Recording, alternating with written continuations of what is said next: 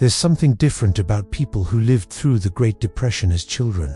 In a world where economic uncertainty might mean delaying a purchase or careful budgeting, these individuals experienced the most profound economic collapse in modern American history, and it shaped them into what might be the most resourceful and financially conscious generation ever.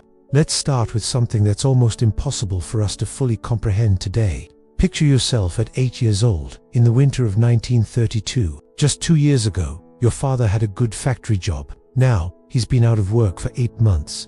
Your family moved from your house into a smaller apartment, then into a single room. Now, you're living with your grandparents because there's nowhere else to go. This isn't just temporary hardship. This is your new reality, and no one knows when, or if, things will get better. This wasn't just about being poor.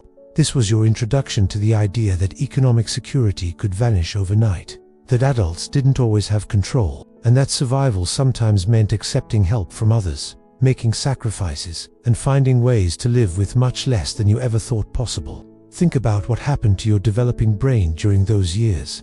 Every single meal became precious because you were never sure when the next one would come.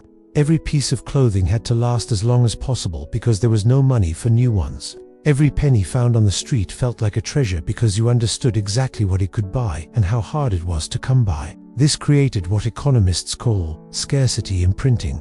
You learned that security itself was fragile, and that planning for the future meant assuming resources might just disappear. Survival depended on your ability to make do with whatever you could find or create. Your parents tried to shield you, of course, but you saw it all. You heard the tension in their voices when they discussed money. You saw the careful calculations at the grocery store, the conversations that would suddenly stop when you walked into the room. You were learning to read adult stress signals. You became extraordinarily sensitive to signs of financial trouble in adults, and you learned to change your own behavior to reduce that pressure. You figured out, very young, that every family member could either help or hinder the family's survival. Now, imagine standing in line at a soup kitchen with your mother on a cold Thursday afternoon. You're not there because you're homeless or because your parents don't work hard. You're there because even families with some income sometimes needed community help to make sure everyone got enough to eat. The soup kitchen wasn't just about food. It was about learning that community support could be the difference between survival and starvation, and that accepting help wasn't shameful when everyone was struggling together. This created what researchers call collective survival consciousness. You learned that economic hardship affected entire communities, not just individual families, and that the best response was cooperation, not competition. But here's what made the Depression experience so profound. You were witnessing incredible adult resourcefulness under extreme pressure. Your mother might make soap from cooking fat. Your father might repair shoes with cardboard and tape. Your grandmother might create an entire meal from ingredients that seemed barely enough for one person. You were getting a masterclass in applied economics, creative resource management, and the relationship between necessity and innovation.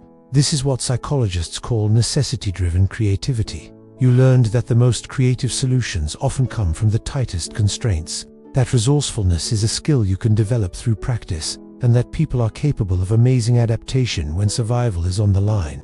The Depression also taught you about the relationship between work, value, and dignity. Work wasn't just a way to earn money. It was a way to contribute to family survival and maintain your sense of purpose and self-respect. You watched your father take any job available, no matter how physically demanding or low-paying. You saw your mother find ways to earn small amounts of money by sewing, cleaning, or watching other people's children. You learned that valuable work came in many forms, and that contributing to the family was more important than any job title or social status. This created a survival-based work ethic. You learned to value any honest work and to respect people who did whatever it took to support their families. Perhaps most importantly, the Depression taught you about the relationship between material possessions and personal happiness. When your family owned very little, you learned that happiness and security came from family relationships, community connections, and your own resourcefulness, not from accumulating stuff. You learned to find entertainment in activities that cost nothing, to see small improvements as major victories, and to measure success by family stability and having basic needs met. This is what consumption psychologists call relationship-based satisfaction. You learned that the most reliable sources of happiness are human relationships and personal capabilities, not material things. The Depression years also created powerful lessons about sharing and community responsibility. When everyone was struggling, families shared what little they had with neighbors. Communities organized mutual aid, societies, and individuals contributed whatever they could to the collective effort.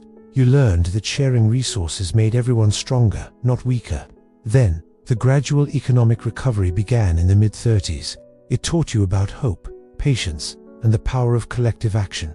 Recovery didn't happen overnight. It required government programs, community cooperation, and individual families all working together. You learned that big problems require big solutions, and that personal resilience has to be combined with social cooperation. Years passed. World War II ended the Depression and brought back economic prosperity. But something from those years stayed with you forever. An understanding that economic security was precious because it could disappear. That resourcefulness was valuable because you never know when you'll need it.